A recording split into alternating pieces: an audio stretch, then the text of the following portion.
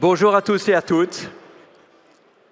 On est là au milieu d'un monde d'innovation, technologie, de transition, d'environnement, de protection de l'environnement, protection de la nature. Et je crois que c'est intéressant de faire un bilan de ce qui s'est passé jusqu'à maintenant et de ce qu'on doit être capable de faire différemment. Depuis 50 ans, on nous présente la protection de l'environnement comme un gros sacrifice. Un sacrifice sur notre confort, sur notre mobilité, un sacrifice économique, parce qu'on nous demande de décroître l'économie. On nous montre que ça va être difficile, qu'il va falloir beaucoup de subventions, que ça va être très cher. Et c'est quoi le résultat?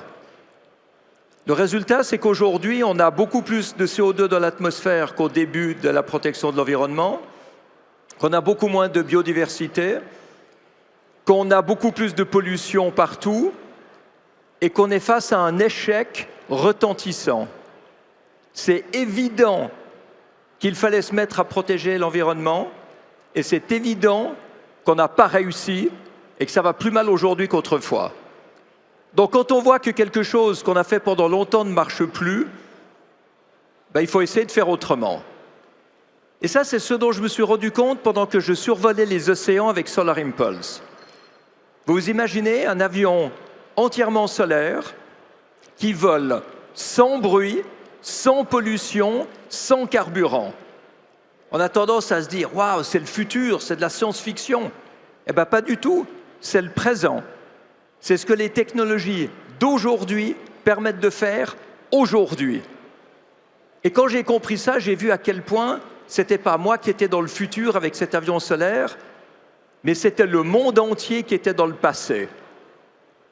Et je m'en étais jamais rendu compte. Et je ne sais pas si vous vous en rendez compte, à quel point on est dans le passé, avec des moteurs thermiques qui gaspillent les 3/4 de l'énergie qu'on met dedans, alors que dans un moteur électrique, comme sur celui de Solar Impulse ou celui de votre voiture électrique, on perd 3%.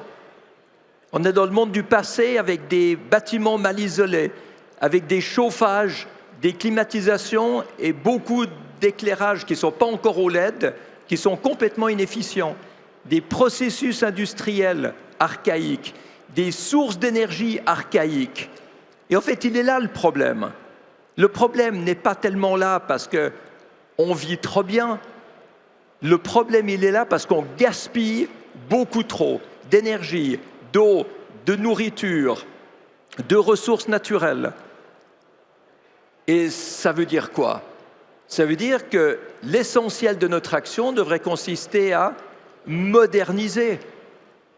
Si vous dites décarboner, vous allez faire peur à tout le monde parce que les entreprises vont se dire c'est cher, les pays vont se dire on doit décroître, ils vont se dire on aura moins d'emplois, il y aura plus de pauvreté, il y aura moins d'argent pour la santé, pour le social, pour l'éducation. Mais si vous dites qu'on va moderniser, c'est complètement autre chose. Moderniser, on ne peut pas être contre. Moderniser, ça veut dire remplacer tout ce qui pollue par ce qui protège l'environnement. Ça veut dire devenir enfin efficient. Efficient, c'est quand vous êtes capable de faire mieux en consommant moins d'énergie et moins de ressources. Ce qui veut dire quoi? Si vous gaspillez moins, vous avez une marge bénéficiaire qui est plus haute. Et vous commencez à réconcilier de cette manière-là l'écologie et l'économie. Parce que les solutions doivent être faites par des start-up, doivent être faites par des PME, doivent être faites par des grands groupes.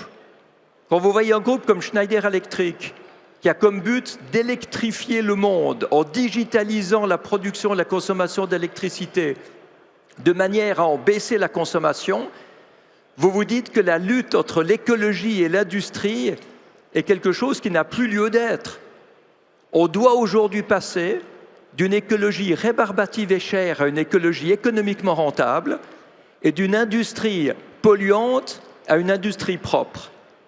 C'est un message extraordinaire de fédération, de réconciliation et qui permet maintenant de montrer en Europe, parce que c'est un petit peu le thème aussi de ce Festentech, comment cette transition énergétique peut augmenter la souveraineté de l'Europe.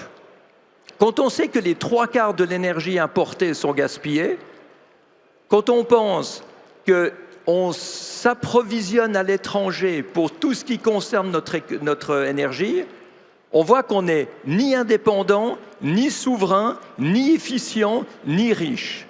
Et l'Europe est dans une situation hyper grave parce qu'elle dépend entièrement de l'étranger.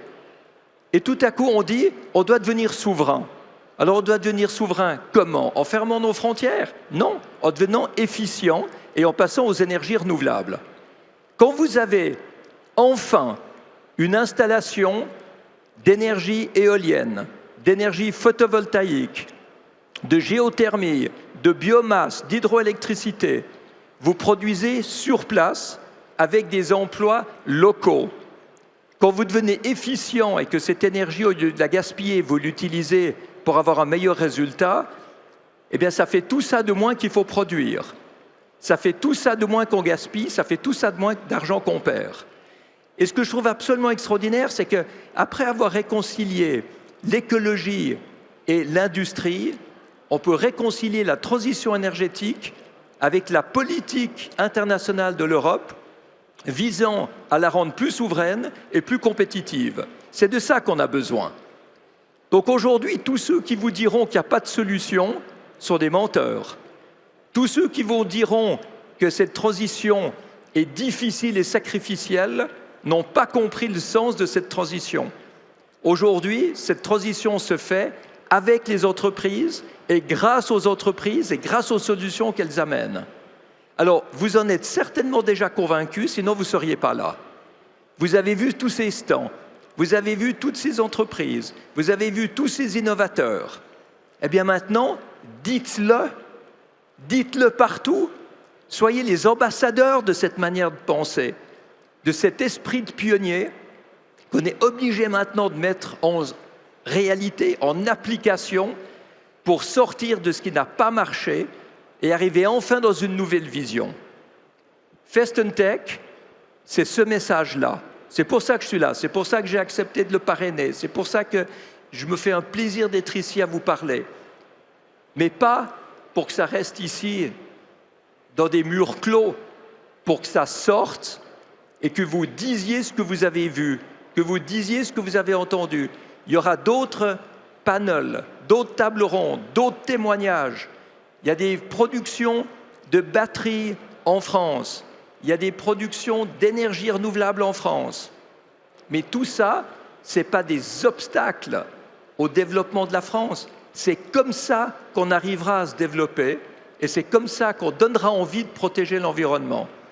Donc, vous voyez que les choses sont rarement clivées, rarement polarisées si on veut avoir une solution. C'est polarisé que si on reste crispé sur des idéologies qui nous empêchent d'avancer. À partir du moment où on peut protéger l'environnement, soutenir les plus modestes avec des factures énergétiques plus basses, stimuler l'entrepreneuriat et la création d'emplois et augmenter la souveraineté, vous faites plaisir à l'ensemble de la société.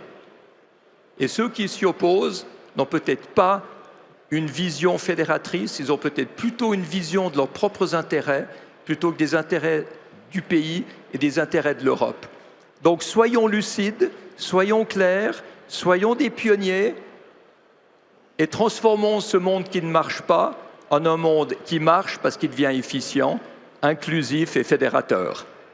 Voilà ce que j'avais envie de vous dire. Merci beaucoup.